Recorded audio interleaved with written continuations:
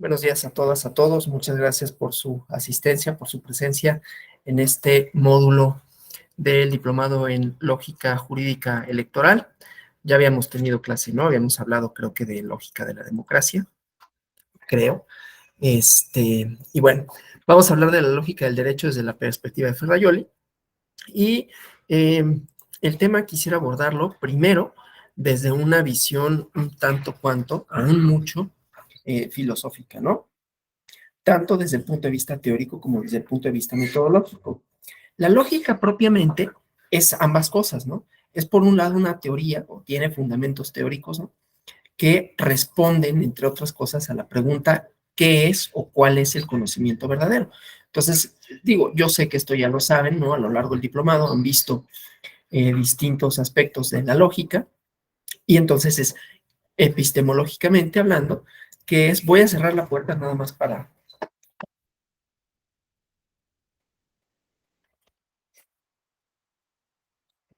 no tanto para aislar el sonido como para que no me distraiga o no distraiga yo a la gente de afuera, ¿no? Estas son las peripecias de los lunes. Decía, tiene un aspecto teórico que responde a la pregunta ¿qué es el conocimiento verdadero? Y un aspecto metodológico, ¿cómo lo hacemos, no? Entonces, en cuanto a lo teórico y el conocimiento verdadero, la lógica tiene la propuesta, sobre todo la lógica cuando se refiere al lenguaje, ¿no? Que serán, digamos, verdaderos aquellos enunciados que cumplan con unas reglas, de manera tal que va atado a la parte metodológica, ¿no? Y esto lo digo porque en la propuesta de Ferrajoli vamos a ver una parte axiológica, ¿no? Y la cosa con la axiológica del método garantista es que la axiología son valores. ¿Y cómo dilucidamos valores en un sistema que propone llegar al conocimiento verdadero mediante operaciones que se asemejan a la matemática, ¿no? A la matemática en el sentido de proposiciones que son verdaderas o falsas por su contenido y por sus resultados, ¿no? Eh, bueno, ya han visto, creo, ¿no? Cuestiones de lógica simbólica, de lingüística, y si no las van a ver tablas de verdad, entonces son operaciones, es metodología, pues, para arribar a un enunciado que sea verdadero. Y el problema con los contenidos axiológicos de los enunciados verdaderos o propuestas de verdad, aquí podríamos decir, bueno, cómo sé si un enunciado es verdadero? ¿Es verdadero un enunciado, una proposición es verdadera independientemente del momento y del lugar en donde se enuncie? La respuesta desde la lógica formal sería sí, pero la respuesta, eh, no sé si decir verdadera, pero la respuesta más acertada para la realidad es que no hay proposiciones, o bueno, no, más bien, no que no hay. No todas las proposiciones son universales, atemporales, ¿no? O sea, que muchas veces sí depende el lugar y el momento en el que se enuncian para que sean verdaderas. Ustedes ya conocen la idea de los silogismos, que es relativamente sencilla, ¿no? Y la proposición aristotélica de propiedades que son incluyentes o excluyentes para poder agrupar, y cómo eso nos puede llevar también a equívocos, pero cómo nos puede llevar a razonamientos de universalidad. Pero voy a poner un ejemplo para hablar de no solo de la propuesta, ahorita voy a la propuesta de Ferrajoli, porque aquí el problema es los axiomas. Y también pensar si los axiomas son universales, independientes del tiempo y del espacio. Y voy a mostrar cómo no son. Y luego voy a meterme con la norma jurídica. Pero ahorita vamos a pensar en problemas sociales contemporáneos, ¿no? Entonces, por ejemplo, una categoría que supuestamente habría una proposición para diferenciar y que no obstante no es verdadera. Por el, bueno, por el momento en el que nos encontramos, en donde no solo descubrimos, porque no solo es un descubrimiento científico, sino que vienen elementos culturales que habíamos dado por sentados como si fueran elementos científicos. Me voy a referir al género, ¿no? Un tema que causa más polémica de la que debería, pero causa polémica porque hay resistencias, ¿no? Y eso no es tema ahorita. Entonces, el género. El género, no todo el mundo está de acuerdo porque, pues, así es la epistemología y así son las resistencias, en que es una construcción social. Y si es una construcción social, entonces no tiene validez universal. Y eso no importaría mucho, bueno, no tiene validez universal, quiere decir que en el tiempo y en el espacio varían, o sea, en momentos históricos determinados, en lugares específicos, varía. Antropológicamente es muy fácil de comprobarlo en realidad, ¿no? Que el género no es una cosa que exista por sí misma. Por lo tanto, si nosotros introdujésemos un silogismo a partir del cual dijéramos los hombres y las mujeres son algo distinto, ¿no? Podemos decir, bueno, sí tienen propiedades, digamos, que los hacen diferentes el uno y del otro, pero la denominación es inexacta. Y esta denominación es un constructo cultural que, no obstante, no siempre ha sido reconocido de esa manera, ¿no? En algún momento eran categorías que diferenciaban prácticas, que diferenciaban, bueno, acceso a derechos, claro, que diferenciaban algo más allá de esa construcción de acceso a derechos, que diferenciaban supuestamente algo biológicamente establecido y por lo tanto universal y por lo tanto atemporal, cosa que no es cierto. Esto solo para decir, las proposiciones lógicas varían en el tiempo y en el espacio. Y luego vamos a introducir un siguiente elemento que también es complejo, bueno, más que complejo, también es difícil, que también es abstracto y que también es variable en el tiempo y en el espacio, que son los axiomas, ¿no? Ahora, la pretensión de Ferraioli es superar, yo no estoy seguro que lo logre, pero es superar estas ideas atemporales. Ya lo habían intentado otros, con algún éxito, ¿no? Vamos a hablar un poquito de Platón y vamos a hablar un poquito de Kant, para ver cómo tienen una propuesta filosófica, en este caso teórica, ¿no? Claro, tienen un método, ¿no? Platón o Sócrates a través de Platón o Platón a través de Sócrates, tiene el método de la mayéutica, la pregunta y la respuesta, y también tiene deducciones lógicas, ¿no? Bueno, pero entonces si tal cosa es así y entonces lo generalizamos, se puede generalizar, no se puede generalizar, entonces no es certera tu respuesta, ¿no? Cuando pregunta, por ejemplo, ¿qué es la valentía? No, pues la valentía es siempre ir al frente, le pregunta a un soldado, ¿no? Y le dice, oye, pero si siempre vas al frente, ¿qué no a veces tácticamente los ejércitos retroceden? Sí, entonces no siempre es ir al frente, valentía. No, pues a ver, entonces no se puede generalizar, es un método, ¿no? Y así sucesivamente. Kant lo intenta posteriormente, igual con la parte de no solo son, eso es lo que me interesa, no solo son estas deducciones, ¿no? Estas operaciones que tienen validez por el contenido del enunciado, cuando al enunciado además le ponemos un axioma, y si esos axiomas, esos valores, ese contenido ético, es generalizable o depende igualmente del tiempo y del espacio, ¿sí? Entonces son dos problemas simultáneos que no invalida, por cierto, no invalida el método. Lo que puede en todo caso ponerse en cuestión son las premisas a partir de las cosas. El método puede ser más o menos invariable, ¿no? Lo que sería variable en todo caso sería el contenido de las premisas que me llevan al resultado supuestamente con validez universal, ¿sí? Entonces, insisto, esto nos lleva a pensar en axiomas, en valores, ¿sí? También voy a traer a colación la clase de ética y democracia, que no sé si la vimos aquí, pero si no, pues mejor, ¿no? Porque me va a interesar hablar de la democracia como un sistema de valores y cómo los podemos universalizar, ¿no? Bueno, entonces decía, tienen este componente y donde el método es lo que en todo caso sería invariable, pero no el contenido. Entonces, insisto, ya ha habido varias formas, varios intentos porque ese contenido axiológico fuera universal o universalizable o como quieran decir, ¿no? Entonces, ya decía, lo intenta Sócrates con algún éxito, ¿no? Para definir una serie de elementos, para definir la bondad, para definir lo bueno y lo malo. Sócrates decía, sí puede ser discernible, ¿no? Sí podemos decir claro, se necesita de una operación, se necesita de una racionalidad no instrumental, o sea, no es algo que me convenga.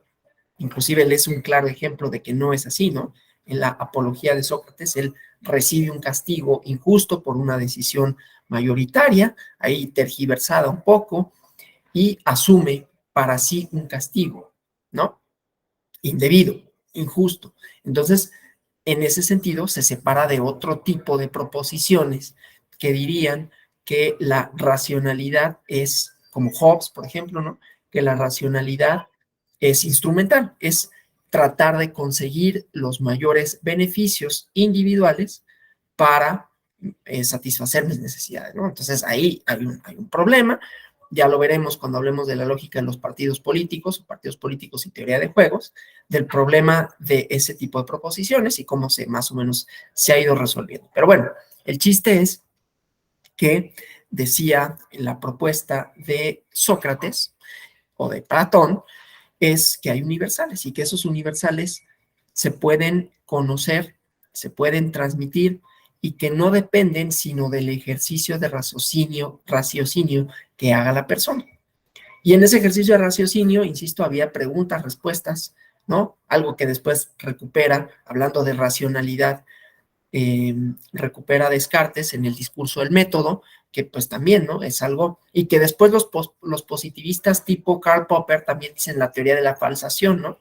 Todo esto va de la mano, porque es como una propuesta, una proposición, aunque Karl Popper ya se vincula menos con la lógica. Bueno, es un método lógico, pero él ya habla del conocimiento científico, no solo de las proposiciones lógicas de los enunciados, sino conocimiento científico en general, ¿no? La experimentación.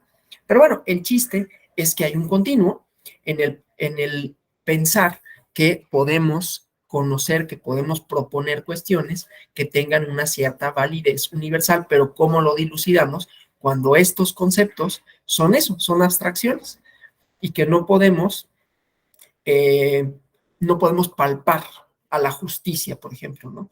No podemos palpar lo bueno y lo malo, y dice Sócrates, y no obstante sí podemos discernir qué es una y la otra cosa. Luego Kant, en la fundamentación de la metafísica de las costumbres, hace algo parecido, ¿no? Y plantea una forma para tratar de que los valores tengan una fundamentación filosófica universalista, que es el imperativo categórico, ¿no? Obra de tal manera, más o menos así está enunciado, obra de tal manera que tus actos puedan servir para fundamentar una ley universal, ¿no? Y aquí podríamos hacer todas las puntualizaciones sobre el carácter universalista occidental, que desde luego prescinde de una serie de constructos culturales, pero ahorita, si nos da tiempo, hacemos esa crítica, ahorita vamos a pensarlo así, ¿no? Entonces es la conjunción de dos cosas, de una teoría y de una metodología. Y en la teoría, el problema que tenemos no es nada más la proposición, sino que esa proposición viene anclada a un valor, ¿no? Un valor que se supone que es general, un valor que desde luego es abstracto y un valor que es conceptual, pero que es universal. ¿Cómo universalizamos esta parte, no? Desde luego, esto es mucho del fundamento de los derechos humanos, ¿no? Que tienen esta proposición de universalidad, ¿no? Bueno, en toda esta tradición vamos a encontrar a Ferraioli. No crean que no voy a hablar de Ferraioli, nada más que me interesaba así hacer una generalización de cuál es el problema al que se atiende, ¿no? Sobre todo considerando que, bueno, hay esta parte, como decía, conceptual, que trata de ver la axiología, los valores, pero de los valores no individuales, ¿no? No mediados por la religión, que esa es otra de las cosas que no está en Sócrates, pero Kant, en el que es la ilustración y en la fundamentación de la metafísica de las costumbres, procura, ¿no? Decir, no es Dios, ¿eh?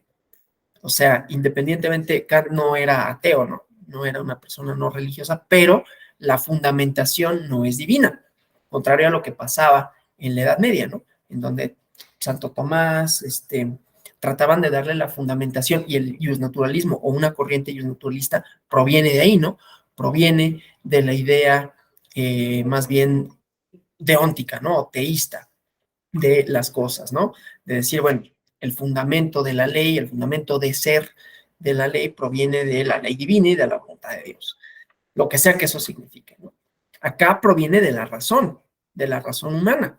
Si la razón humana es producto, porque también Santo Tomás se ocupa de eso, bueno, la razón humana es producto de Dios, a final de cuentas, es una manifestación, aunque no pura, ¿no? Pero bueno, independientemente de eso, insisto, la idea tanto socrática como kantiana es darle una fundamentación racional del hombre desde el hombre. Bueno, del hombre y de la mujer, ya lo sé, ¿no? Pero aquí ellos pues no estaban pensando en eso. Pero bueno, el chiste es que en esta carga valorativa, ¿no? Bueno, del hombre, de la mujer y del género humano, ¿no? Para ser precisos. Entonces, esta carga valorativa en el siglo XIX, pues se pone en cuestión, ¿no? De decir, bueno, el problema de los axiomas, el problema de las abstracciones, tales como justicia, tales como libertad, ustedes piensen en los valores. Ya iremos a eso cuando hablemos de esto conjuntamente con la democracia, modelo democrático en donde tenga una serie de valores basado en la propuesta garantista de Ferraioli, ¿no? Y entonces el problema, decía, de los positivistas es y cómo sabemos el contenido de esos valores, cómo lo determinamos, no se puede. Y entonces, pues, ¿qué sí se puede determinar por lo que dice la ley, ¿no? El contenido de la ley. Si la ley tiene, se supondría que los tiene, pero en realidad no es un problema propiamente que le atañe al derecho, ¿no? La justicia, pues, más o menos, será una cosa que deriva, en todo caso, de la legislación. Y las operaciones que hará el juzgador serán lógico-deductivas en su mayoría, pero esa es una teoría, pues, en donde el positivismo trata no solo de quitarle esta fundamentación metafísica, ¿no? Es algo que no es palpable, que no es cognoscible, que no es universalizable al derecho, ¿no? Bueno, entonces, ese era un problema, ¿no? Era un problema para decir, bueno, pero es que si tenemos valores, o que ahora se llaman principios también, ¿no? Que también tienen un componente de Ferraioli, pues, ¿cómo los determinamos, no? ¿Cómo los dilucidamos? ¿Cómo sabemos cuál es su contenido? ¿Y cuál era la preocupación de los positivistas en el derecho? Acotar el margen de discrecionalidad del juzgador, ¿no? Juzgador. Lo cual era una idea. A mí no me gusta el positivismo, ¿no? Eso lo digo así de entrada, ¿no? No me gusta. No importa si me gusta a mí o no. Pero bueno, sí lo digo porque siempre uno tiene una posición, ¿no? Dirán los positivistas que no, pero yo digo, por supuesto que sí.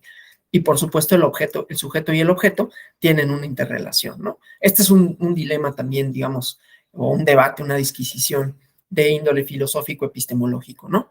Pero tiene que ver con esto porque aquí es qué tanto en la interpretación, qué tanto en la construcción del argumento, también el juzgador está plasmando una serie de cuestiones de índole subjetivo. Pero sí se puede superar y ya lo veremos, ¿no? Bueno, pero entonces la propuesta era esa, ¿no? El subjetivismo, porque el subjetivismo también nos puede llevar a la discrecionalidad y la discrecionalidad rompe con la idea de seguridad jurídica, ¿no? No sé qué va a resolver. Y no solo no sé qué va a resolver, no sé por qué va a resolver lo que resuelve, ¿no? Y entonces ahí ya hay como una cierta, pues ya no es nada más mediante operaciones lógico-deductivas. Si hay una tarea hermenéutica, una tarea de interpretación, una tarea discursiva, ¿no? Entonces ya no nada más son las reglas de la lógica, ¿no? Con esto no quiere decir que no opere la lógica, quiero decir que no solo es la lógica, ¿no? Bueno, Ferraioli. En 1989 se publica un libro, una teoría del garantismo penal, ¿no? ¿Qué es lo que coloca Ferraioli en el escenario internacional? No era su única obra, quizás, bueno, yo no sé si sea la más importante o no, ¿no? Pero en esta teoría del garantismo penal, que a mí la verdad es la que más me gusta de Ferraioli, porque tengo una cierta afinidad, aunque yo nunca me he dedicado y probablemente difícilmente me dedicaré al penal, pero que tiene una idea que me, ¿cómo se dice? Me interpela, ¿no? Pero bueno, no importa lo que pase conmigo. Ferraioli dice, hay tres acepciones del garantismo, ¿no? Digo, a pesar de esto y de una lectura rigurosa de su propuesta, por garantismo, Ferraioli enuncia dos significados genéricos, ¿no? Un modelo de derecho y una propuesta de teoría general del derecho, ¿sí? El primer supuesto, ¿no? El modelo de derecho se presenta como una alternativa al Estado de Derecho.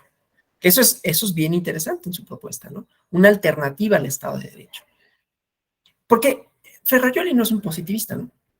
Ferrajoli no está pensando en términos así estrictos de seguridad jurídica, de la primacía de la ley, sino en otra cuestión. Pero además, en la teoría general del derecho, propone superar los reduccionismos que le llama naturalistas y positivistas. O sea, no es nada más que se adscriba él a la corriente naturalista así nada más, ¿no? Aunque tiene una fundamentación, ya la dije, filosófica, que tiene un largo continuo de Sócrates, pasando por Kant, ¿no? Pasando un poco por Descartes, aunque Descartes podremos pensar que es un poco el fundamento del positivismo, ¿no? Del positivismo lógico, del problema del conocimiento verdadero. Y luego vivimos una época en donde pues, el positivismo se insertó de manera fuerte, pero siempre tuvimos a los neocantianos, ¿no? Que trataron de darle una fundamentación, insisto, filosófica, abstracta, conceptual a los axiomas, que nunca dejaron de estar ahí, ¿no? Pero bueno, entonces, ambos significados de la garantía o del garantismo confluyen en un axioma, que es el derecho como garantía de limitación al poder, de limitación, limitar al poder, el poder del Estado, ¿sí? Bueno, ya iremos a eso, ¿no? Porque es una de las cosas que yo, digamos, podría decir, bueno, es que el poder no nada más es el poder del Estado, ¿no? Actualmente el poder, yo creo que el Estado ya ni siquiera son los entes más poderosos, ¿no? Pero ya hablaremos de eso. El chiste es que es una limitación al poder, al ejercicio del poder, ¿sí? Ya había señalado Ferrajoli, hablando del poder, ¿no? En otros textos, ¿no? Que todos los poderes, sean públicos o privados, tienden en efecto ineludiblemente a acumularse en forma absoluta y a liberarse del derecho, ¿sí? A prescindir del derecho, o es más, a utilizarlo para sus fines, ¿no?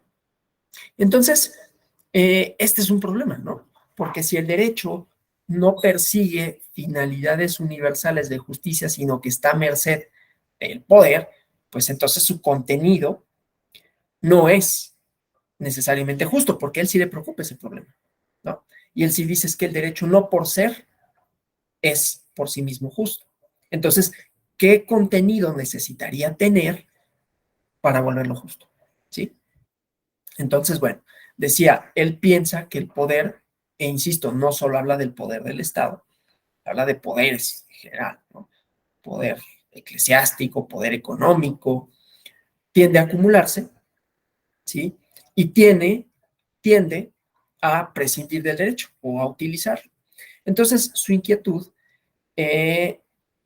digamos, es un poco, y a mí me gusta esto de Ferrajoli, contrapuesta a el pensamiento liberal, ¿no? Pensamiento liberal que tiene fundamentos, y perdón que yo ahorita solo he citado hombres, ¿no? Eso está horrible, ¿no? Como si no hubiera mujeres que hubieran dicho cosas interesantes. Y, insisto, me disculpo por eso. Así ha sido el canon, no es que no haya, es que es difícil encontrarlo, y no porque no lo hayan hecho, sino porque se ha dado como, y uno lo aprende así en la escuela, ¿no? Y se ha dado como si el conocimiento fuera un monopolio de los varones, cosa que no es así.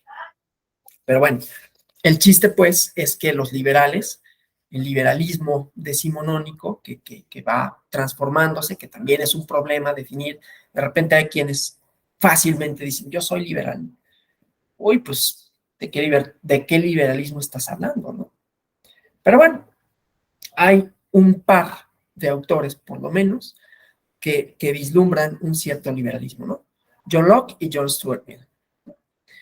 Y esta idea, desde luego los liberales pensaban en los derechos políticos, en los derechos del ciudadano, así como, ¿no? Limitados como era, pero también pensaban una serie de cosas relativas a la esfera pública.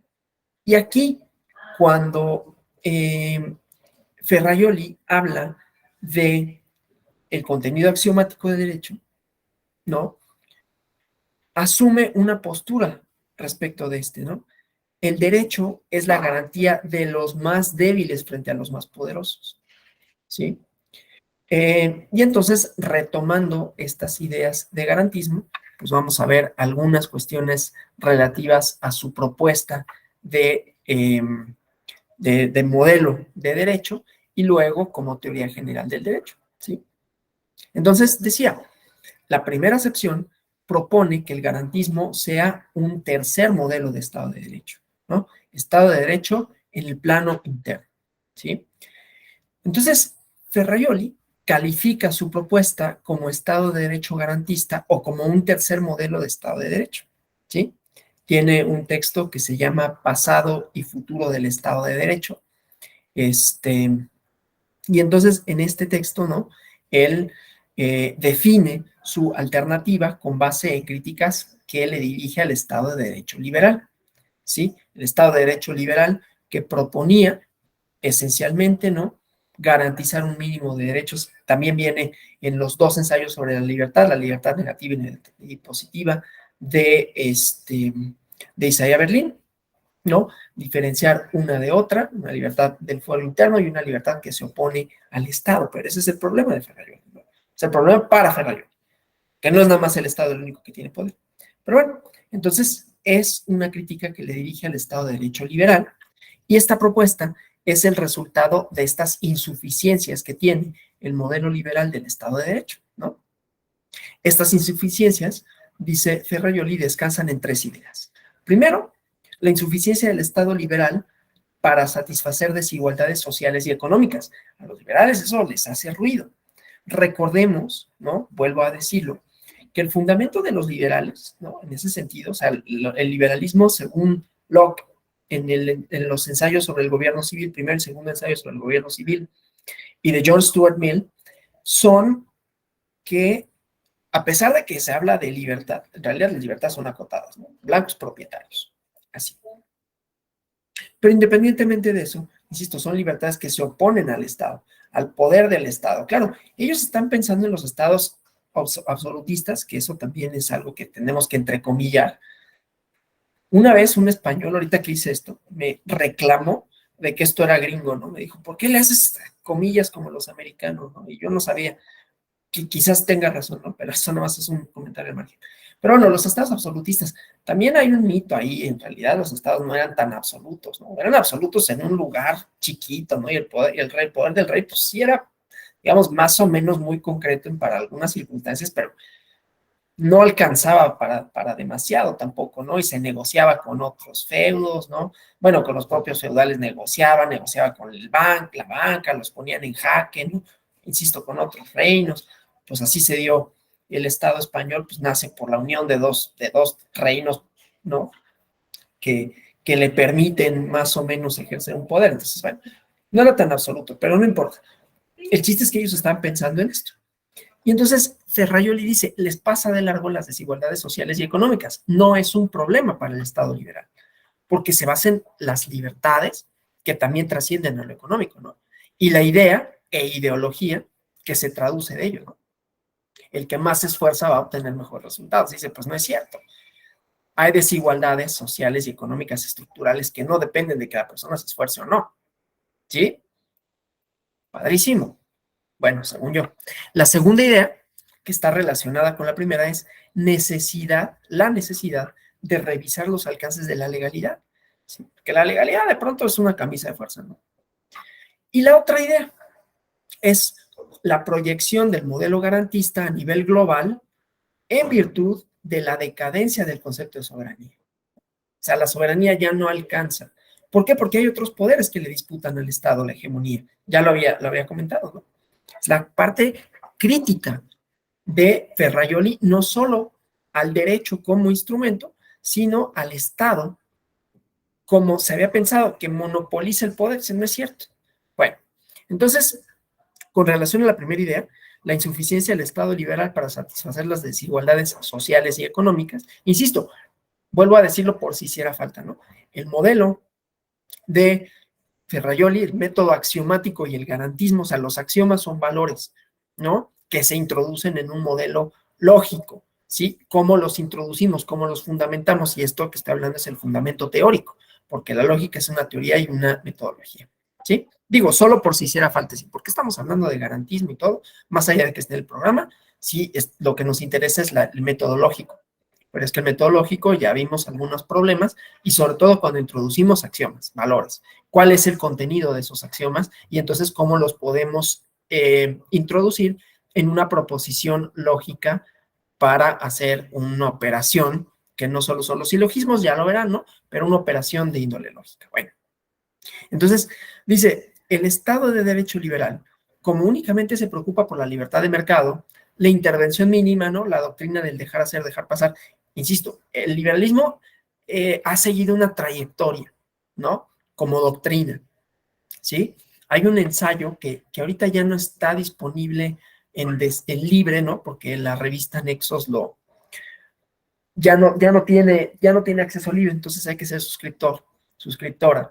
Pero hay un ensayo bien interesante de Fernando Escalante Gonzalo, y seguimos con lo de los hombres, insisto, es algún problema en el que en serio estoy trabajando, que me doy cuenta que necesito introducir mujeres que han aportado mucho a la discusión, y lo digo como un mea culpa, lo digo como algo en lo que, insisto, estoy trabajando, pero bueno, no siempre logro salvar ese pendiente, ese escollo, pero insisto, ya por lo menos soy consciente de que está mal eso, ¿no? Porque, insisto, reproduce ideas, ¿no? Reproduce como si fuera solo el monopolio del conocimiento de unos en detrimento de otras que han dicho y han dicho, ¿no? Bueno, y entonces en este ensayo habla de la doctrina liberal y de toda la trayectoria y de todos los cambios y de todo lo problemático que resulta definirse como liberal, porque no es solo una cosa, aunque de repente aparezca como fácil, ¿no? Octavio Paz era liberal. Pues, ¿eso qué significa? Tiene muchas aristas. Bueno, en fin. Entonces, lo que sí existe es el modelo del Estado de Derecho liberal que decía, entre otras, se preocupa de la intervención mínima, de la seguridad frente al poder. Pero dice Ferrajoli, ¿qué pasa? ¿De qué se olvida? ¿Qué deja de lado? Diferencias económicas, ¿no? Y entonces solo facilita la ampliación de dichas desigualdades. O sea, esto del 1%, ¿no? De las críticas que se hacen al Estado postliberal o neoliberal, si quieren decirlo. Luego a mí no me gusta decir neoliberal porque tiene otras resonancias, pero bueno, no importa, ¿no? El chiste es que al preocuparse por la seguridad jurídica como derechos de propiedad, ¿no? Para asegurar eso, ¿no?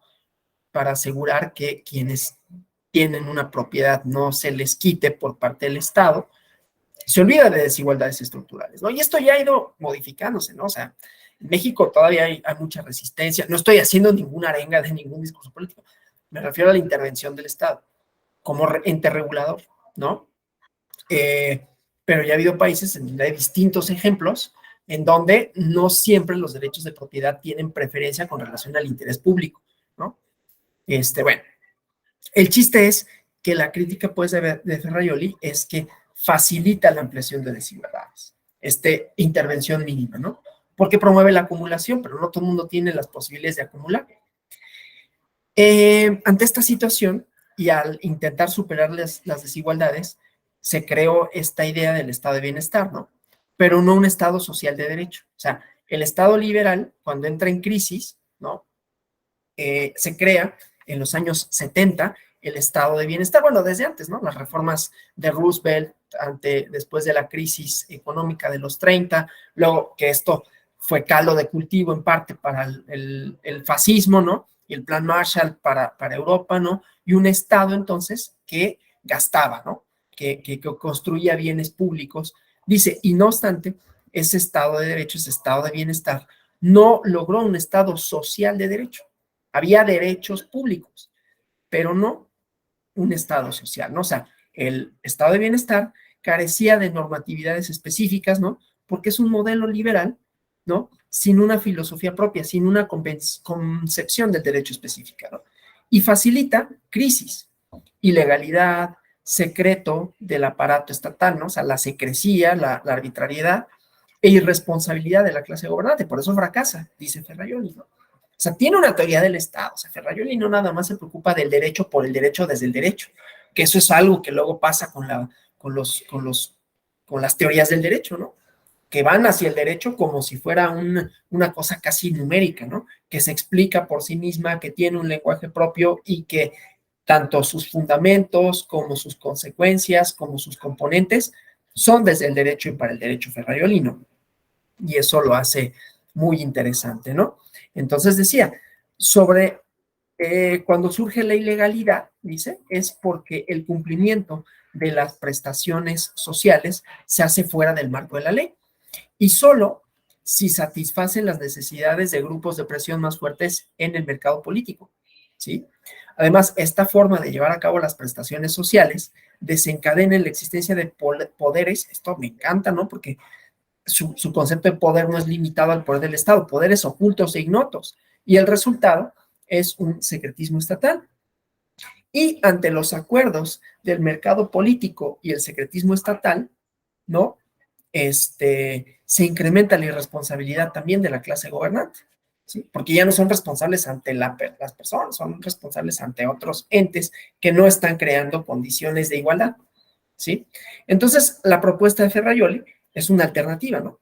Que genera la multiplicación de las garantías de derechos individuales tradicionales, pero además propone asegurar la protección de los derechos sociales desconocidos y abandonados por las teorías tradicionales, para lo cual, ¿no? Es necesario una filosofía propia y una concepción específica del derecho, ¿sí? Y está en su propuesta, ¿no? Entonces, con base en su alternativa, dice que una refundación, esto es textual, ¿no? Esta lectura, ¿no? Del pasado y futuro del derecho, una refundación del Estado social sobre la base de los principios de sujeción a la ley, igualdad de los ciudadanos e inmunidad de estos frente a la arbitrariedad, requerirá la distribución de sus prestaciones según, y fíjense, ya empezamos, según la lógica universalista de las garantías de los derechos sociales, en vez de intervenciones discrecionales y selectivas de tipo burocrático, ¿sí? Entonces, la lógica lo que nos da es el carácter universal de los valores. Es problemático, ya vimos, porque además los valores universales nunca lo son en absoluto, ¿sí? Siempre va a haber otras mediaciones, ya llegaremos a ello, pero ahorita vamos a la propuesta, pues, ¿no? Y decía, intervenciones discrecionales de tipo burocrático, es el problema que trata Platón en las leyes, de cómo lograr un gobierno en donde las intermediaciones para la aplicación de la ley y sus resultados no sean arbitrarias, no sean discrecionales, no dependan de la voluntad de un tercero, sino del contenido mismo de la ley, ¿sí? Bueno, entonces, el ejemplo paradigmático, siguiendo con Ferrajoli, ¿no? En esta dirección es la satisfacción ex lego, ¿no? En forma universal y generalizada de los derechos a la subsistencia y a la asistencia mediante la atribución de una renta mínima garantizada a todos a partir de la mayoría de edad. Pone los pelos de punta, después ya lo han retomado, ¿no? No sé si pensando en Ferrajoli o no, una propuesta de la renta básica universal, que tiene otros componentes, ¿no? Insisto, también de teoría del Estado como de redistribución. Está en Tomás de Piketty, por ejemplo, ¿no? En su crítica al Estado. Bueno, está en Martha Nussbaum, hablando de mujeres, por fin, ¿no? En la idea de que el Estado tiene, y está hablando otra mujer, ¿cómo se llama? Elinor Ostrom, ¿no? En la paradoja de los... No son la paradoja de los comunes. Bueno, ahorita se me olvidó el texto, ¿no? Pero ella fue premio Nobel de Economía. Es que estoy tratando de acordarme el título, pero bueno, es la idea de introducir impuestos a las grandes fortunas que permitan una mejor redistribución y que garanticen un mínimo de ingresos a todas las personas, ¿sí? Renta mínima garantizada. Entonces, esto le permite asegurar que su modelo, que es un Estado liberal mínimo, y al mismo tiempo un Estado social máximo. todo el fundamento de la teoría, toda la idea de la universalidad, no, de darle un contenido ético, si quieren, un contenido axiológico, en donde las garantías principales del Estado, lo que el Estado garantice a través de las leyes y lo que las leyes tengan como fundamento, sean estos principios, ¿no? Bueno, sobre la idea de los alcances de la legalidad, Ferrajoli invita a pensar esta conceptualización como una forma nueva de ver al Estado de Derecho. Un Estado de Derecho garantista y recogido por los estados constitucionales, donde la mera legalidad y estricta legalidad son fuentes de legitimación. Porque dice, esto también es textual, ¿no? En todos los casos, se puede decir que la mera legalidad, al limitarse, los límites de la legalidad, ¿no? Esto también es muy interesante. Al limitarse a subordinar todos los actos a la ley, cualquiera que sea, coincide con su legitimación formal. Mientras la estricta legalidad, al subordinar todos los actos, incluidas las leyes, a los contenidos de los derechos fundamentales, coincide con su legitimación sustancial. Ya hablaremos, si nos da tiempo, del contenido sustancial de la norma, el contenido sustantivo, ¿sí? Vamos a hacer una extensión de la idea de Ferrajoli para hablar de una propuesta de la democracia como un valor. Pero bueno, si nos da tiempo. Si no, con la propuesta de Ferrajoli, que es el programa, que es el tema, nos podríamos quedar, ¿no? Entonces, superando la tradición un tanto cuanto marxista en realidad, ¿no? En donde dice hay una primacía de lo político sobre lo político determina lo jurídico. Y entonces, superando esta idea, que es una crítica al liberalismo, él, siendo un crítico del liberalismo, pero dice, superemos esta idea, el Estado de Derecho garantista se propone invertir los papeles, ¿sí? Un poco hegelianamente, ¿no? En la teoría de la dialéctica. El derecho ya no es más un instrumento de la política. Al contrario, ahora la política deberá ser instrumento del derecho, sometida en todos los casos a los vínculos normativos constitucionales. Claro, esto quiere decir que los vínculos normativos constitucionales, el contenido sustantivo de estos, tiene que adecuarse a esa teoría tanto del Estado como del derecho. Entonces, la propuesta de Ferrajoli rechaza la tesis kelseniana de la validez únicamente en virtud de la legitimación formal. O sea, para este autor, el derecho, además de la legitimación formal, que es la estricta legalidad, también tiene que satisfacer los criterios que exigen los derechos fundamentales, que es la legitimación sustancial, ¿sí? Entonces, bueno, es importante destacar que Ferrajoli cuida de distinguir con precisión las confusiones que se pueden originar por motivo de los derechos fundamentales. Cuando se formula la pregunta, ¿qué son los derechos fundamentales?, hay varias posibilidades de respuesta según se quiera concretizar la primera pregunta, ¿no? Con preguntas secundarias. ¿Cuáles son? ¿Cuáles deben de ser? ¿Qué son? ¿Sí? Si se responde a cuáles son, con referencia a un determinado ordenamiento jurídico, lo que se está haciendo es una respuesta positivista, ¿no? Metodológicamente. Si se contesta cuáles deben ser, ¿sí? O sea, aquí la importancia de las preguntas, en una cuestión igualmente lógica, ¿no? ¿Cuáles deben ser? Lo que estamos haciendo es una postura axiológica. La pregunta ¿qué son? Se responderá con una elaboración convencional y no referida ni a un ordenamiento determinado ni a un valor en específico, ¿sí? Entonces, en realidad nos interesan la segunda y la tercera, porque pues, la primera corresponde a cada ordenamiento jurídico en especial, ¿no? La idea de, ¿cómo se llama? Del positivismo, ¿no? Entonces, el punto de atención para contestar qué derechos deben ser fundamentales está dado, según Ferrajoli, por el valor de la persona humana en el sentido kantiano.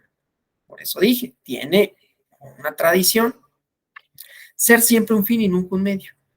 A diferencia, como había dicho, y esto lo vamos a ver de manera clara en la teoría de juegos y partidos políticos, la idea de que hay una lógica racional instrumental que viene de otra tradición, que ni siquiera empieza con Hobbes, empieza, según yo, en la, ay, ¿cómo se llama este libro? De las guerras del Peloponeso, ahorita me voy a acordar, de Tucídides, ¿no? La historia de la guerra del Peloponeso, y ahí habla de una naturaleza humana general que tiende al egoísmo, ¿no? Esa es una tradición que no necesariamente es cierta, aunque lo fundamenten así. Pero eso no me adelanto porque lo veremos en la siguiente clase. Bueno, que no es mañana, pero es creo que el miércoles o jueves. Bueno, entonces, pues, lo que interesa es que la persona humana, en el sentido kantiano, es un fin, no un medio. Vistas así las cosas, pues, Ferrajoli manifiesta que hay 4 valores que son precisos para las personas: vida, dignidad, libertad y supervivencia, ¿sí? Y estos valores se tienen que servir de 4 fines o criterios axiológicos: la igualdad jurídica, el nexo entre derechos fundamentales y democracia, ojo, el nexo entre derechos fundamentales y paz, y finalmente el papel de los derechos fundamentales como la ley del más débil, ¿sí? Proteger al más débil, ¿sí? Ahora bien, respecto a la segunda pregunta, ¿no? La segunda pregunta que les había comentado, ¿no? ¿Cuáles deben ser los derechos, ¿no? Entonces, bueno, aquí desde luego está el núcleo de la propuesta sobre el tema de los derechos fundamentales. Dice, la necesidad de dar una respuesta convencional que no apele a criterios valorativos o positivizados en un ordenamiento específico, ¿sí? Por eso decía que esto rompe con la tradición, inclusive metodológicamente hablando, de la lógica deductiva, ¿no? Entonces, ¿qué dice, no? El concepto dice, son derechos fundamentales todos aquellos derechos subjetivos que corresponden universalmente a todos los seres humanos en cuanto dotados de estatus de personas, de ciudadanos o personas con capacidad de obrar, entendiendo por derecho subjetivo cualquier expectativa positiva de prestaciones o negativa, de no sufrir lesiones, adscrita a un sujeto por una norma jurídica, y por estatus la condición de un sujeto prevista de su idoneidad para ser titular de situaciones jurídicas y o autor de los actos que son ejercidos de estas. Vemos cómo tiene esta raíz kantiana, ¿no? Obra de tal manera que tus actos sean el fundamento de una legislación universal. Es más o menos lo que está enunciando, ¿sí? Bueno, entonces el concepto que elabora este profesor italiano, ¿no? Apela a un cuantificador lógico, ¿sí? Y a un concepto jurídico fundamental. El cuantificador lógico es el enunciado de las proposiciones universales, todos. Y podemos añadir todos, todas, todas, ¿sí? Por eso digo que las proposiciones lógicas, y aquí no voy a entrar en esa discusión, ¿no? Pero aquí podría haber un problema semántico, lógico, lingüístico, de si el todos abarca a todos. Y mi respuesta es que no, y no voy a entrar en esa discusión, ¿ya?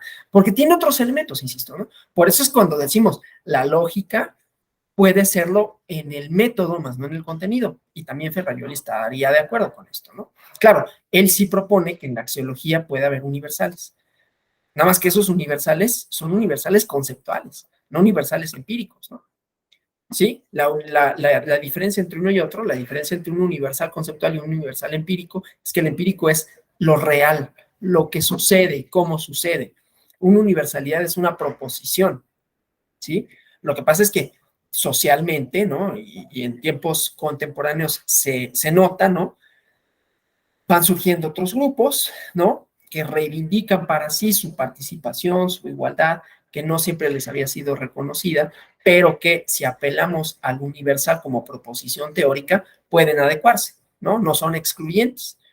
Inclusive, en la idea de los derechos humanos o los derechos fundamentales, según la Revolución Francesa en 1789, aún la proposición de todos son iguales ante la ley, pues no era cierto, ¿no? Porque no todas podían, bueno, ninguna podía participar, por ejemplo, ¿no?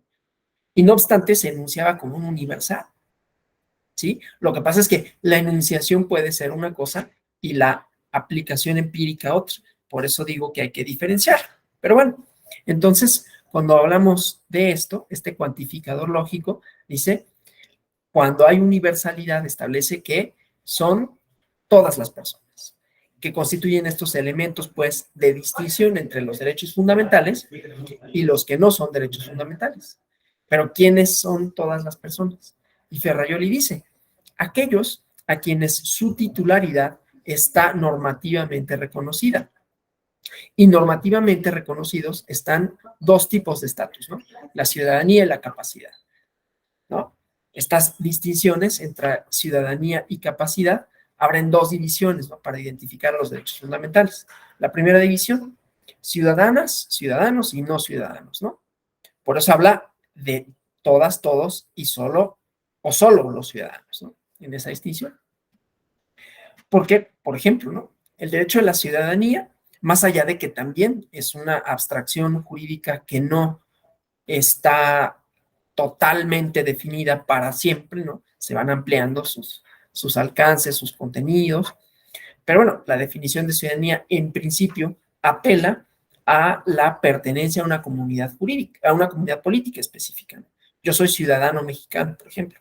Si voy a otro país, no pierdo mi condición de ciudadano mexicano, pero los derechos que puedo oponer, o bueno, de los que soy titular en ese país, no son de ciudadanía, ¿no? Yo me traslado a otro país y no puedo votar, por ejemplo, ¿no?, mucho menos ser votado, pero tengo otros derechos. Entonces, por eso hay esta distinción, ¿no?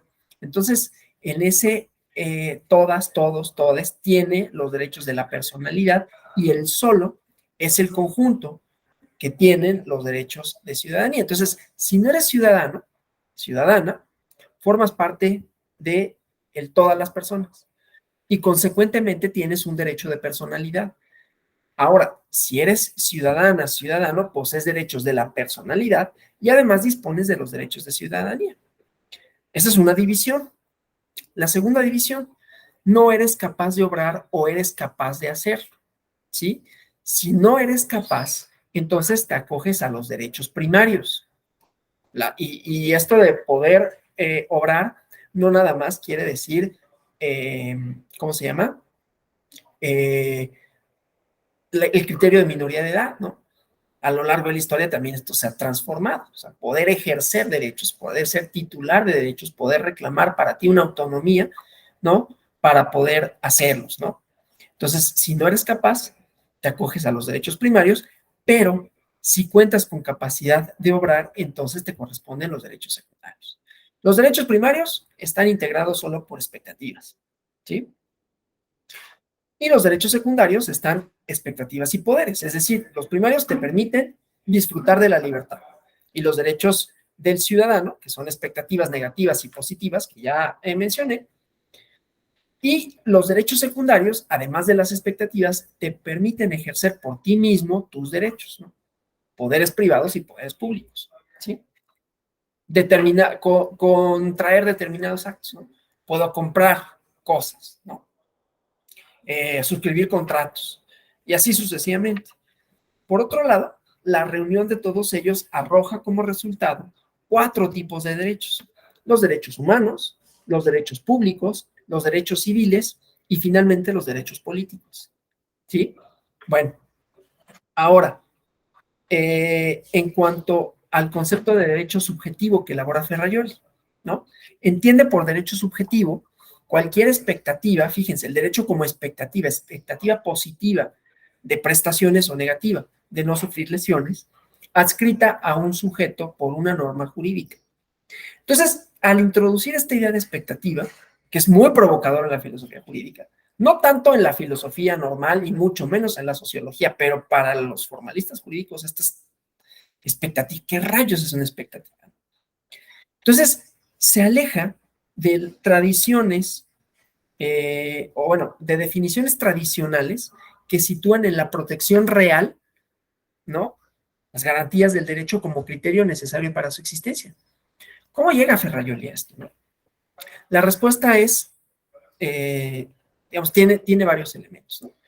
Primero, porque observa que los nacionales en materia de derechos humanos, o bueno, más que no, los grandes triunfos de la humanidad, ¿no?, las declaraciones internacionales en materia de derechos humanos, a la luz de los conceptos de derecho, los conceptos clásicos, ¿no? Derecho objetivo, la teoría kelseniana, de que un derecho subjetivo es un reflejo de un deber, ante la carencia material de garantías, no constituyen derecho, ¿sí? Y esto no le convence. Entonces, busca sustentar la idea de un derecho que para su existencia no necesite de acudir a la existencia de una garantía. Esto es un conflicto que hay que resolver entre el ser y el deber ser, ¿sí? O sea, la norma en el deber ser debe contar con una garantía, pero en el ámbito del ser, con frecuencia carece de garantías, lo que es realmente. O sea, decía que para los positivistas esto les hace cortocircuito, ¿no? Por el elemento que ya había dicho desde el principio, lo axiológico, ¿no? Entonces, la falta de garantías no refleja la inexistencia del derecho, sino la existencia de lagunas que hay que colmar, ¿no? Y recurre a la solución de crear una figura, la de expectativa, que al mismo tiempo es normativa, deber ser, y realista, ser. Entonces, la expectativa, al parecer, cumple ese objetivo, ¿sí? Porque la expectativa negativa o positiva, según sea el caso, le corresponden, o a la expectativa positiva, le corresponden obligaciones o prohibiciones en el plano normativo. Pero en el plano fáctico, la ausencia de esa correspondencia produce una laguna que tendrá que ser resuelta, ¿sí? Estos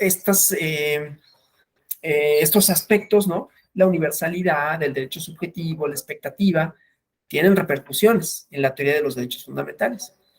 Y sobre esto, Ferraioli dice, esta forma de ver las cosas ocasiona establecer 4 tesis fundamentales, ¿no? Que son esenciales para esta nueva forma de derecho sustancial, ¿no? Y que son el resultado de la definición y que no deben confundirse con los postulados axiológicos, perdón, que constituyen los fundamentos de los derechos fundamentales, ¿no? Bueno, los fundamentos de los derechos fundamentales, pero valga esta cosa que se oye como rara, ¿no? Las bases de los derechos fundamentales. La primera tesis separa a los derechos patrimoniales de los derechos fundamentales. La segunda tesis establece a los derechos fundamentales como la base de la igualdad jurídica, que es el sustento de la dimensión sustancial de la democracia. Y la tercera tesis reconoce la supranacionalidad de los derechos fundamentales. La cuarta sustenta que hay una relación entre derechos fundamentales y sus garantías, ¿sí? Pero en esta tercera tesis, ¿no? O sea, la supranacionalidad de los derechos fundamentales, ahí radica el origen de su concepción democrática y le dedica pues, unas buenas páginas, ¿no? La democracia, pues, según el paradigma garantista, es en realidad un modelo pluridimensional de democracia que tiene 2 dimensiones, la dimensión formal y la dimensión sustancial. Esto es bien interesante, ¿no? Inclusive para la teoría del derecho, porque entonces en la respuesta que es el derecho, no basta para que sea democrático un derecho que está legislado mediante procedimientos legislativos, ¿cómo se llama? Pues legítimos o legitimados por el voto público, sino que el contenido sustantivo, de acuerdo con lo demás, ¿no? De acuerdo con las teorías, es lo que le da el carácter democrático, ¿no? Entonces, de acuerdo con esta proposición, la dimensión formal o política constituyen normas formales sobre la producción, ¿no? En tanto que la dimensión sustancial son las normas sustanciales sobre la producción. Y las normas formales sobre la producción son el campo que tiene la democracia política para decidir cómo cambiar y quién debe cambiar, pero nunca determinar qué cambiar y qué no cambiar, porque estas corresponden a las normas sustanciales sobre la producción, ¿sí? Las normas formales tienen como límite a la democracia sustancial, y la democracia sustancial descansa en los derechos fundamentales que, al ser de todos, todas, ninguna mayoría puede cambiar. Entonces, establecida de esta forma su definición y la tipología que con ello se deriva, ¿no? Considera los méritos de su elaboración. O sea, es una elaboración de la teoría del derecho que prescinde de las circunstancias de hecho y sirve como modelo para cualquier sistema jurídico con independencia de la época o sociedad. Nuevamente, es este intento que trata, o sea, ya lo había intentado, por eso digo que es parte de una tradición, intentado Platón, enunciarlo, intentado Kant, enunciarlo, pero él desde la perspectiva de contenido, no determina cuál es el contenido, ¿no? Pues el contenido es como si fuera un recipiente, y ese recipiente pues le vamos a ir echando, siempre y cuando quepa, ¿no? Esto tiene implicaciones también para la argumentación, que ya veremos, ¿no?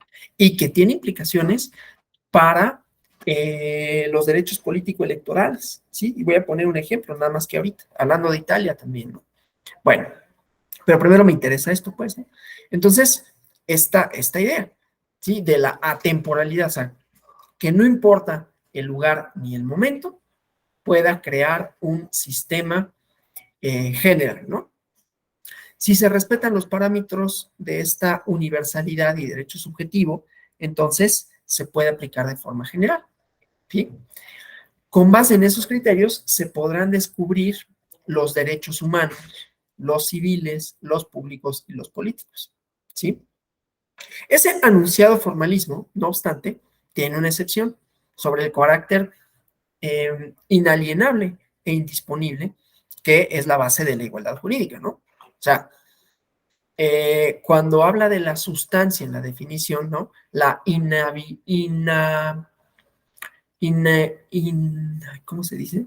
Inalienabilidad e indisponibilidad, perdón, lunes y mi lengua va más lento que mi cabeza, ¿no? De los derechos fundamentales por ser de todos.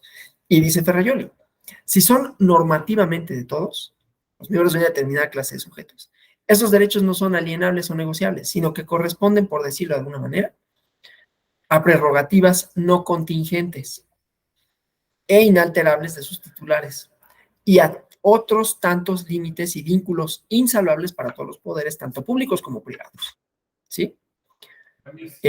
Y reconoce pues las limitantes de ese todos, ¿sí? Todas, todes. Pues solo corresponde a quienes tengan la titularidad del derecho. Por lo tanto, el estatus constituye una muestra de mayor democratización de un país. Entre más se generalice ese estatus, mayor será la democratización. Entre más se restrinja, será menor. Voy a poner un ejemplo, ¿no? Confrontando la teoría liberal y confrontando inclusive la parte axiológica, ¿sí? De la parte lógica, digamos, que prescinde de estos elementos de índole sustantivo y valorativo, ¿no? O sea, de cómo sí, en esta teoría de Ferrajoli, eh, el introducir un elemento valorativo, que ya dije de cuál tradición viene, tanto epistemológica como, pues sí, un tanto cuanto metodológica, pero sobre todo metafísica, opuesta al positivismo, desde luego,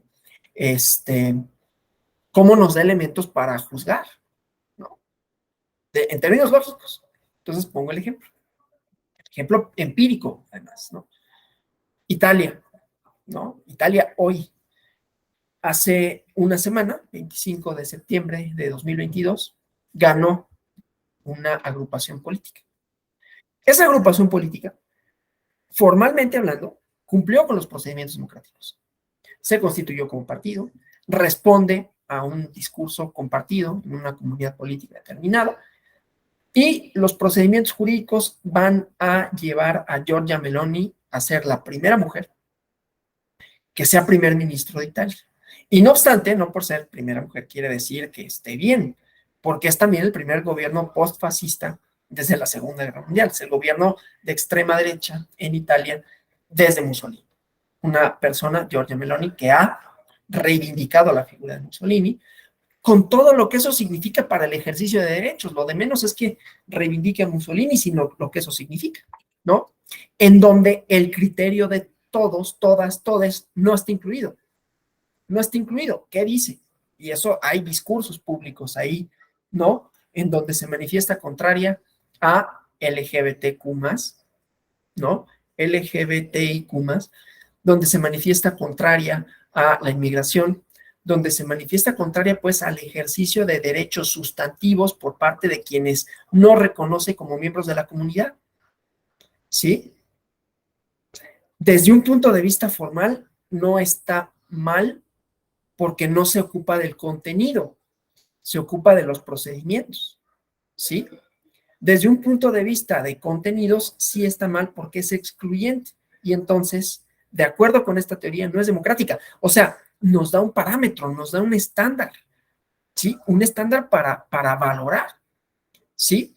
Pero ese estándar para valorar no es subjetivo porque tiene las directrices bien planteadas, ¿sí?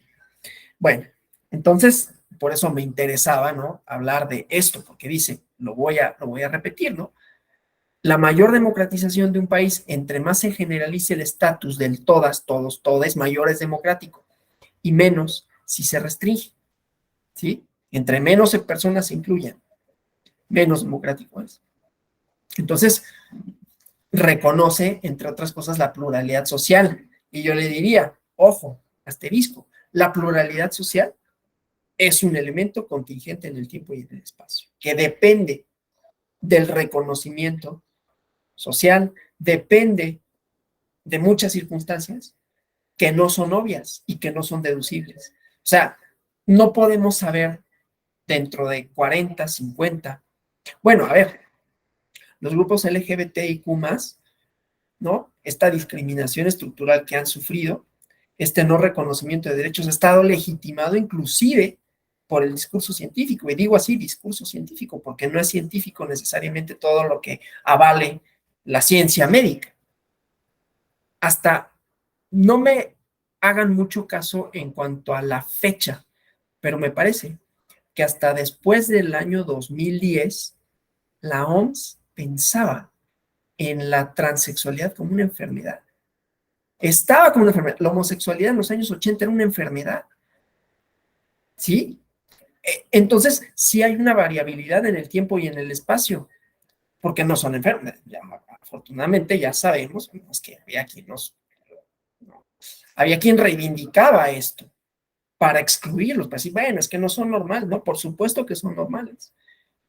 No es la frecuencia estadística más común, pero eso no implica absolutamente nada. Tampoco los tréboles de 4 hojas son la frecuencia estadística más común y existen, ¿no?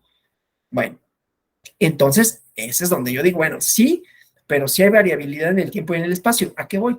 En los años 80, con este discurso científico, no hubiéramos admitido que ese todos, todas, todes se pudiera poner esa E, por ejemplo. Y yo sé que todavía no muchos lo admiten, ni modo, ¿no?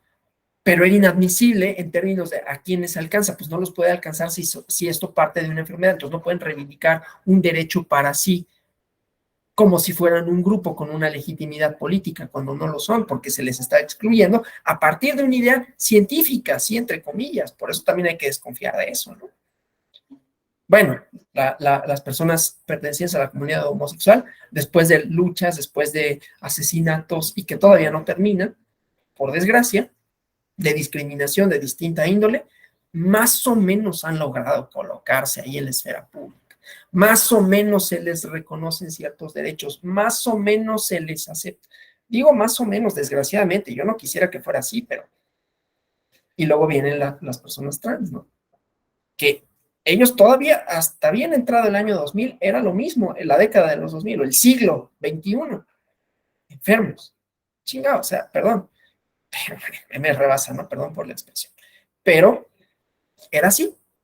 Entonces, a lo que voy es que no podemos saber hasta dónde, por eso digo que es contingente y por eso digo que no es atemporal, hasta dónde ese todos, a quiénes va a incluir, pero si lo pensamos como un cajón, ¿no? En donde, bueno, pues podemos ir echando más, ¿no? Puede ser es un continente, no es de contenido, es de todo lo que puede contener, es un contenedor, ¿sí?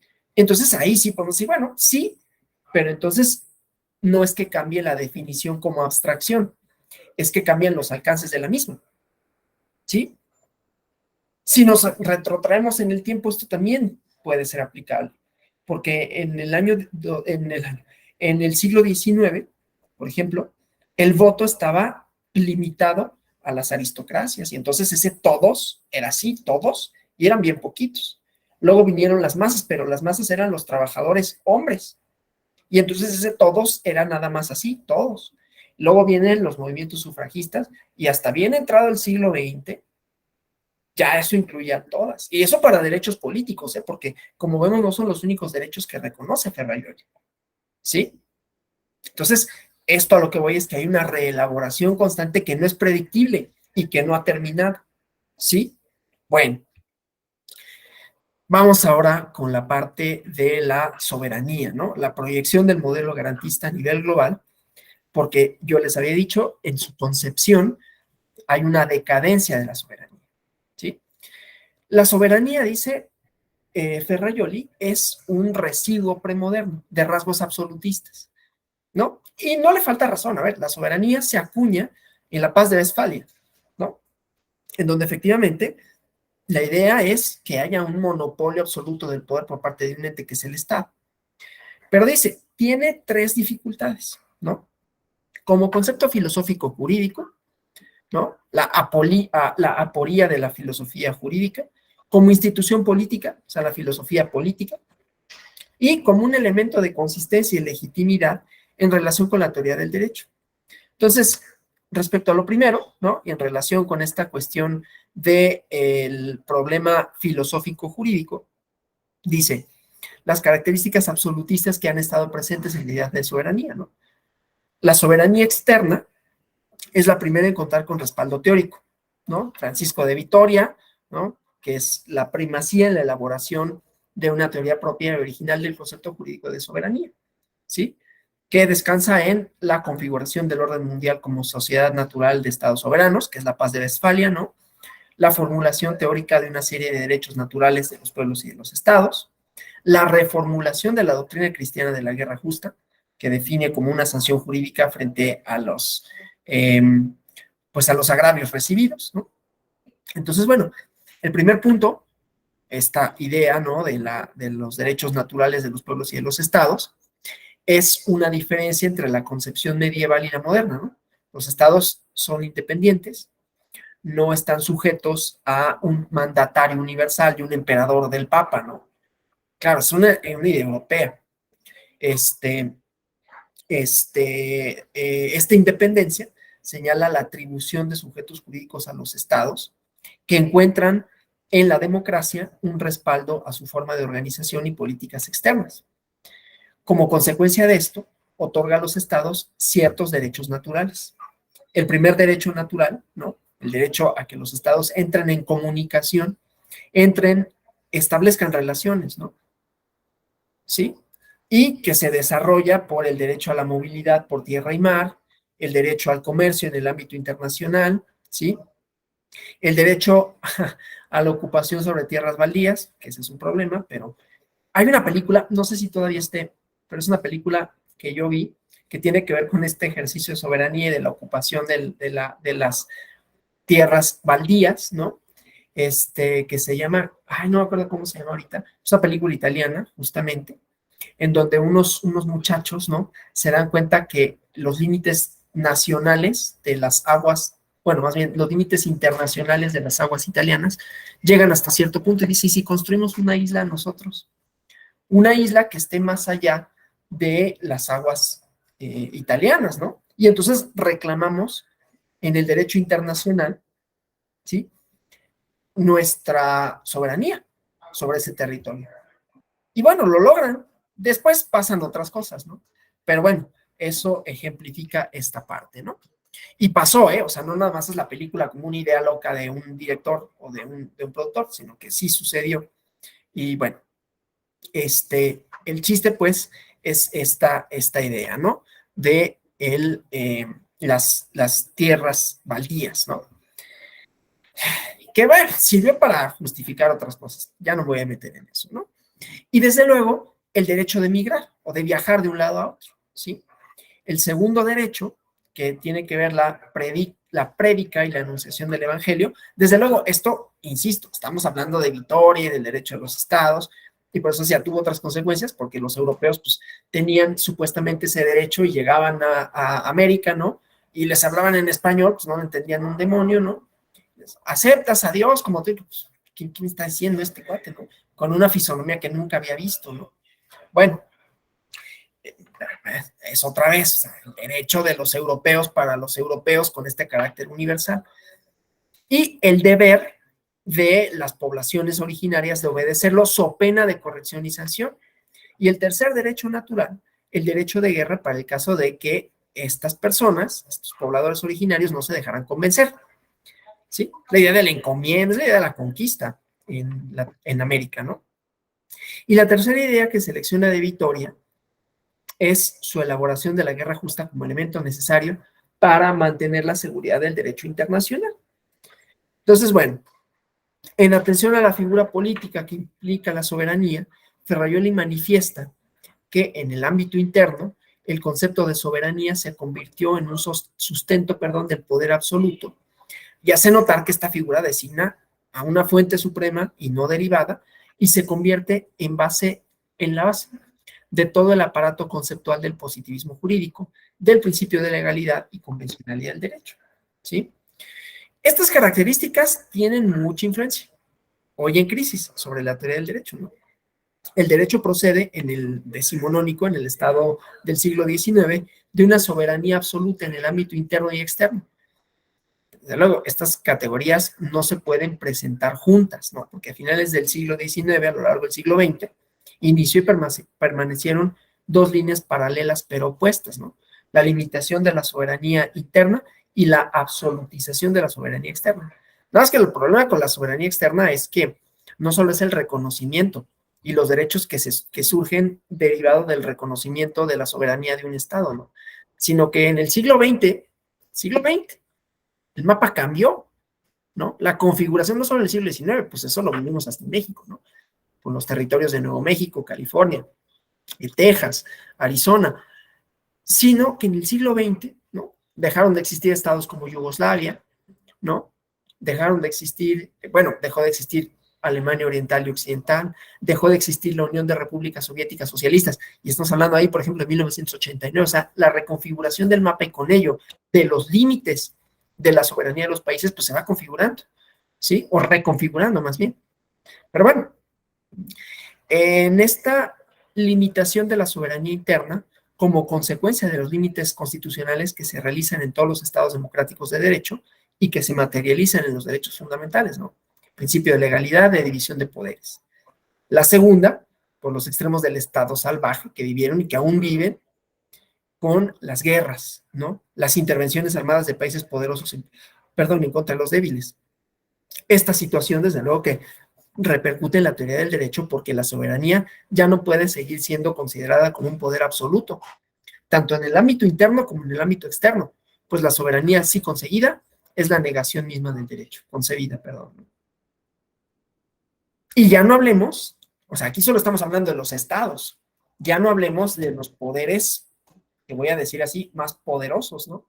Haciendo una extensión de la poesía de Villaurrutia, ¿no? El amor amoroso, que son las grandes corporaciones, ¿no? Que estas tienen mucho más poder que cualquier estado, que bueno, que cualquier, pero que casi cualquier estado, ¿no? Que imponen legislación, que tienen sus mecanismos de lobby, etcétera, ¿no? Pero bueno, un avance lo constituye, dice Ferrajoli, la creación de la ONU, ¿no? El establecimiento de tribunales internacionales, de órganos mundiales de protección de los derechos humanos, ¿no? Que repercuten en la concepción clásica de la soberanía externa y que se vislumbra como una, dice él, fuerte esperanza de acabar con el estado salvaje, ¿no? En esta idea también un poquito jovesiana del más fuerte quiere hacer, ¿no? Utilizar, pues, sus recursos para sojuzgar, ¿no? Bueno, entonces, vamos a la cuestión del Estado de Derecho en el plano internacional. ¿Cómo vamos hasta aquí? Ya vamos a acabar, ¿eh? 15 minutos. Vamos bien, más o menos va entendiéndose cuál es la fundamentación de la axiología de Ferrajoli, cuál es su propuesta de teoría del derecho y cómo se inserta en la lógica jurídica. ¿Todo bien? Bueno, entonces voy a ¿no? Si hubiera preguntas, comentarios, por favor, abran el micrófono e interrúmpanme cuando gusten, ¿no? Una parte de la obra de Ferrajoli está enfocada en tratar el fenómeno de la globalización y sus consecuencias en la organización política y jurídica mundial. Esto es bien interesante, porque la idea de ciudadanía, la idea del todos, todas, todes, pasa por ahí, pasa por el cosmopolitismo, ¿no? Pasa por no solo los universales, sino por la reconfiguración social que sufren los estados. Y dice, en la era de la globalización, el destino de cualquier país, con la única excepción de Estados Unidos, depende cada vez menos de las decisiones internas adoptadas por sus gobernantes.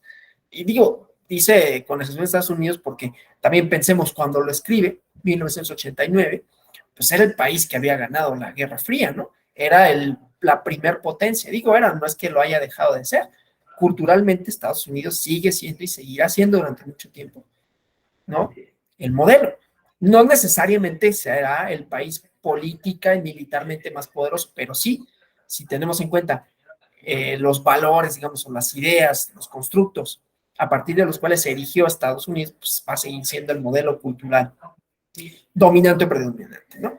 Pero bueno, entonces esto, ¿no? Salvo Estados Unidos, la, eh, el destino de cualquier país depende cada vez menos de las decisiones internas adoptadas por sus gobernantes, sobre todo si se trata de países pobres, y cada vez más de decisiones externas, que se adoptan en sedes o poderes políticos o económicos de carácter supra o extraestatal. Y aquí también está hablando, o sea, mucha de la política pública que se diseñó en los años 80, que venía de organismos financieros internacionales, ¿no? Fondo Monetario Internacional, el Banco Mundial, que le imponen, porque todavía lo hacen, ¿no? A los países restricciones presupuestales, o sea, toda la idea contraria al estado de bienestar y al estado garantista que propone Ferrajoli, ¿sí? Y entonces aquí, pues proponen, ¿no? Recorta tu gasto, recorta tu aparato burocrático, recorta prestaciones y entonces te doy lana, ¿no? Pero esa lana tiene una finalidad. Entonces, aquí ya vemos cómo hay una injerencia directa en la construcción del Estado. Y desde luego la construcción del Estado en su normativa interna, ¿no? Entonces ya ese concepto de soberanía se diluye. Bueno, entonces en la propuesta garantista es donde, en los tres sentidos que vimos, ¿no? Retoman la idea de la limitación al poder, no pensándolo solo como el poder estatal, consciente de que los peligros latentes del abuso del poder también se expanden al ámbito internacional, al abuso de los países más poderosos sobre los más débiles, al gobierno de los ricos sobre los pobres, y pugna por una democracia internacional, entendida esta como el resultado de la participación en plano de igualdad de todos los países y bajo el respeto de los derechos fundamentales. Su propuesta debe distinguirse claramente de un gobierno mundial. El gobierno mundial ubica en la cúspide del mandato y no necesariamente legítimo y protector de los derechos fundamentales y de las garantías. La democracia internacional es un ordenamiento basado en el carácter democrático representativo de los órganos supraestatales y sobre todo en función de garantía de paz y de los derechos de las personas y de los pueblos. Entonces, estos conceptos, ¿no? Que están previamente elaborados en su teoría garantista, les sirven para fundamentarlo. ¿Qué es esto? La necesidad de una democracia sustancial, protectora de los derechos de libertad y sociales de las y los individuos y de los países. Utiliza este marco conceptual para enfrentar los graves peligros que enfrenta la humanidad, la guerra y la destrucción, y con ello resaltar el papel de la paz y el respeto a los derechos fundamentales en las relaciones internacionales. Ferrajoli manifiesta así que los derechos fundamentales tienen una estrecha relación con la paz, porque la paz es el medio para asegurar la vida y la supervivencia, que son valores que fundamentan los derechos, son valores que cimientan los derechos fundamentales. Por ello, para Ferrajoli, la garantía de la paz establece el límite de lo que los estados no deben hacer, la guerra o crímenes contra la humanidad. Y como consecuencia, Ferrajoli no comparte en absoluto los criterios de la guerra justa, la guerra ética, la guerra humanitaria, la guerra en defensa de los derechos humanos, ¿sí? Algo que está bien de moda. En México también, por cierto, ¿no? Pero que, voy a decirlo así, Obama lo reivindicó para hacer una serie de bombardeos en otros tratados. Ferrajoli no va con eso. No hay, y reclama, ¿no? Reclama, bueno, va, ¿cómo no la puse? Esa es buenísima, pero lo que no sé si está traducida. Pero va a la OTAN, ¿no? Y reclama contra la Federación Yugoslava, ¿no? Una clara justificación moral, ¿no? Porque esta depende de los criterios que sirven para determinar el bien sobre el mal. Pero sí hay una claridad en cuanto a la ilegalidad de las guerras. Otra vez, esta distinción bien mal que de índole neocantiana, que tiene raíces como empezamos hablando de Sócrates, ¿no? Entonces, bueno, las causas de la guerra para Ferrajoli son muy claras. La política imperial, la desatención de los necesitados y la destrucción del ambiente, ¿no? La política imperial como la que, o sea, esto para que vean la fundamentación axiológica, ¿no? Porque ese es el problema en realidad, cuando metemos axiología en un sistema supuestamente cerrado, en un sistema que metodológicamente es coherente, pero vamos a determinar su contenido. El problema no es problema, salga la cita a Arjona, que por cierto no me gusta, ¿no? Pero me salió. El problema no es problema si hablamos desde un positivismo, en donde pues casi las proposiciones se asemejan a números, ¿no? En donde pues un problema jurídico es despejar una incógnita cual si fuera una ecuación. El problema es que no es eso. Y entonces sí es un problema cuando tenemos una carga axiológica, pero ¿cómo la definimos? ¿Cómo la determinamos? Y sobre todo, ya lo dijimos, es la tradición filosófica que viene desde Sócrates. ¿Cómo le damos un carácter universal? ¿Sí? Y entonces por eso hace toda esta disquisición, ¿sí? Y por eso se separa de la doctrina que había fundamentado el quehacer del Estado desde el concepto de soberanía, que incluye la guerra, ¿sí? Entonces, bueno, la política imperial como que la desarrolla, como la que desarrolla Estados Unidos, que es un latente peligro para la paz. Y es peligroso porque los países sometidos constantemente buscan su liberación, ¿no? Se vive en un acoso de guerra permanente. En el siglo XX hubo muchas guerras de liberación, ¿no? Hubo guerra en Argelia, hubo guerra en India, ¿no? Formó otros estados, ¿no? Pakistán, pero hubo otras guerras, no solo las guerras mundiales, ¿no? La guerra de los Balcanes, que sigue habiendo conflictos en los Balcanes, ¿no? Bueno, eh, y entonces, pues, es peligroso porque decía, los países regresan a un estado jovesiano, ¿no? O sea, la ley del más fuerte, ¿sí?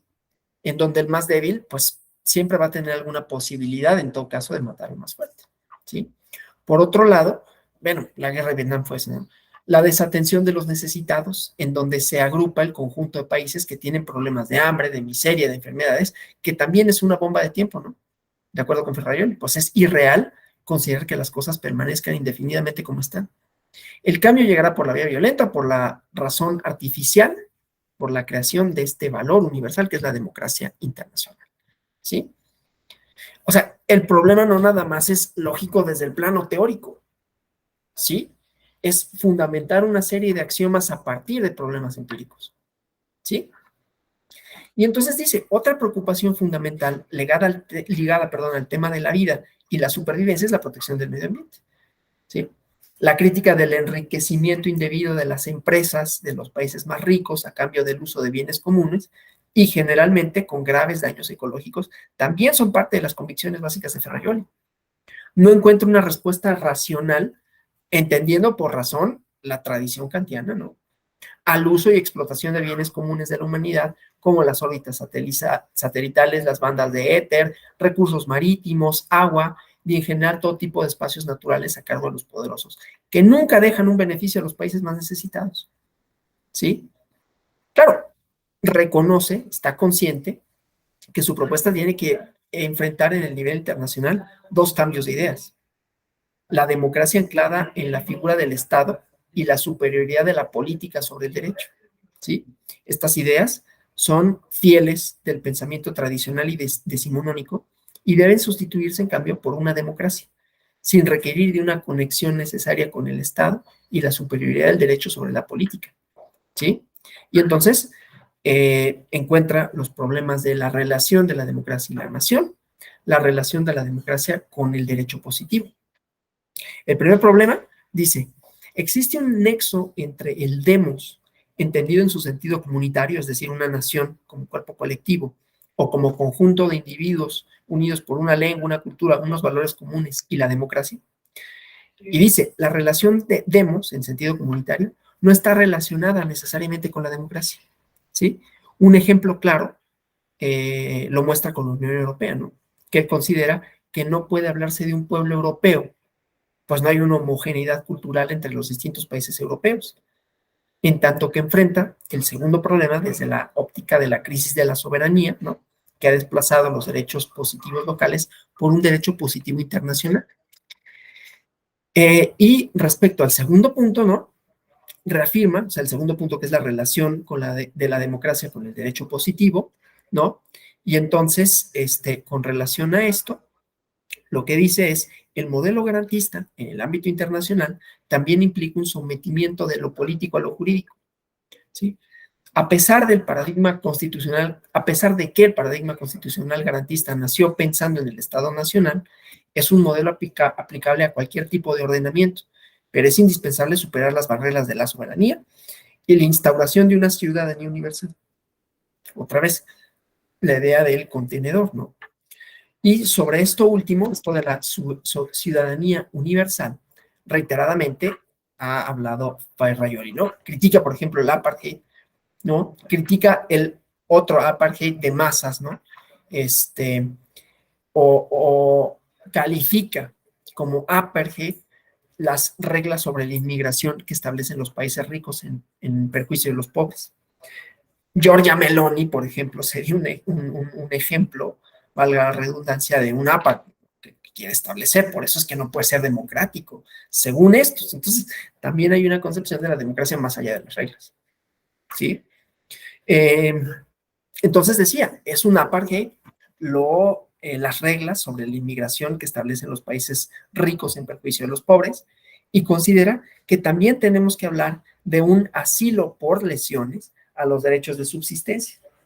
Habla del derecho, la Declaración de Derechos Humanos para justificar el derecho universal de emigrar, reconoce que no se trata de un derecho fundamental novedoso, ¿no? Que ya había sido justificado desde, ya hablamos en Francisco de Vitoria, ¿no?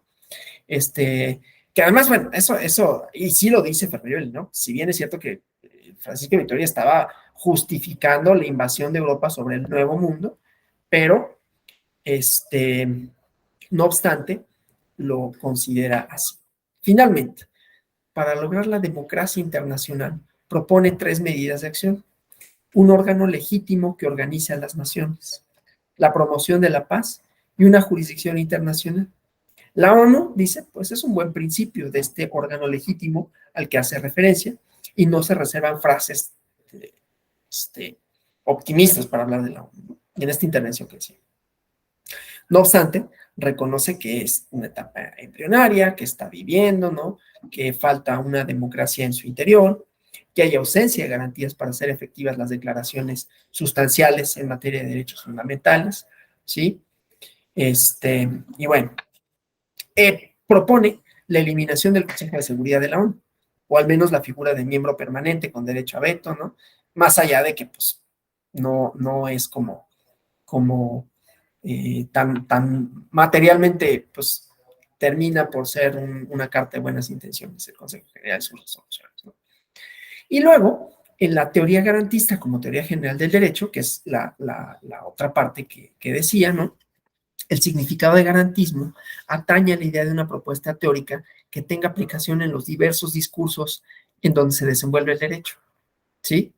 Entonces, tenemos una disciplina, que es la ciencia jurídica, la filosofía política y la teoría del derecho, y los métodos, ¿no?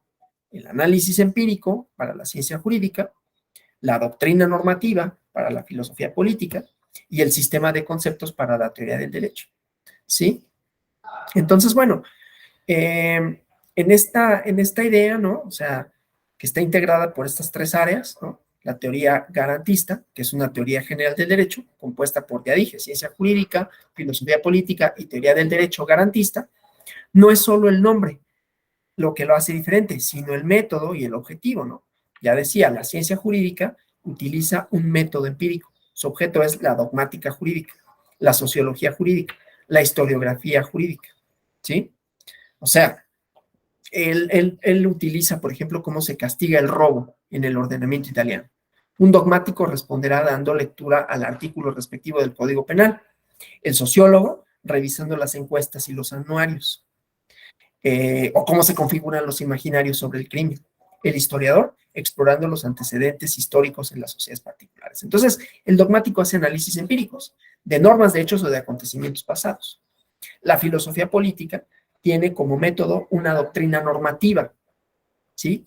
Y lo que persigue son los valores éticos políticos con fines universales para la armonía de la sociedad. Pero los 3 son importantes, ¿no?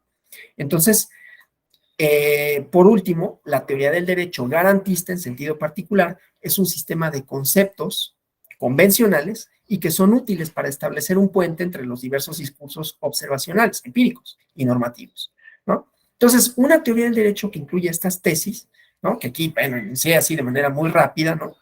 Pero formuladas con mayor rigor y precisión en una teoría formalizada axiomatizada, no es ni normativista ni realista, sino las dos cosas, ¿sí?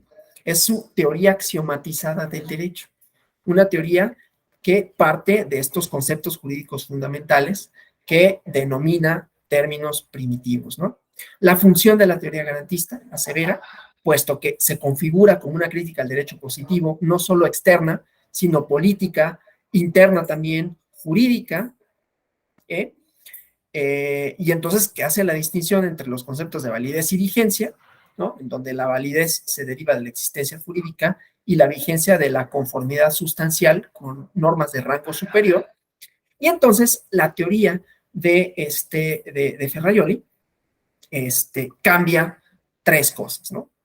La teoría del derecho, antes valorativa, se vuelve valorativa. Perdón, la teoría del derecho antes avalorativa se vuelve valorativa.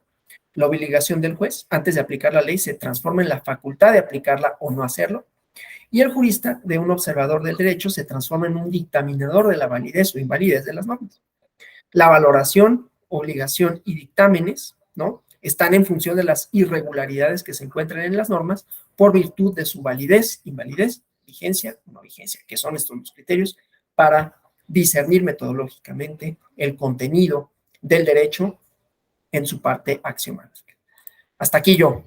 ¿Preguntas, comentarios? ¿Todo más o menos claro? ¿Quedaron satisfechas sus dudas o más o menos quedó expuesto de conformidad con sus pretensiones? A ver, hablando de expectativas, ¿no? Ustedes tenían una expectativa cuando vieron Ferraioli, la lógica del derecho desde la perspectiva de Ferraioli, y pues la intención mía, ahí mi expectativa era que pues quedaran claras como las premisas, el contenido, la tradición intelectual y la metodología. ¿Preguntas sobre eso? ¿Todo claro? Bueno, pues les agradezco mucho por su asistencia, por su presencia y nos vemos el día, creo que es el día miércoles, con el módulo relativo a los partidos políticos y la teoría de juegos. Les deseo feliz fin de semana. Nuevamente, muchas gracias y hasta la próxima sesión. Gracias.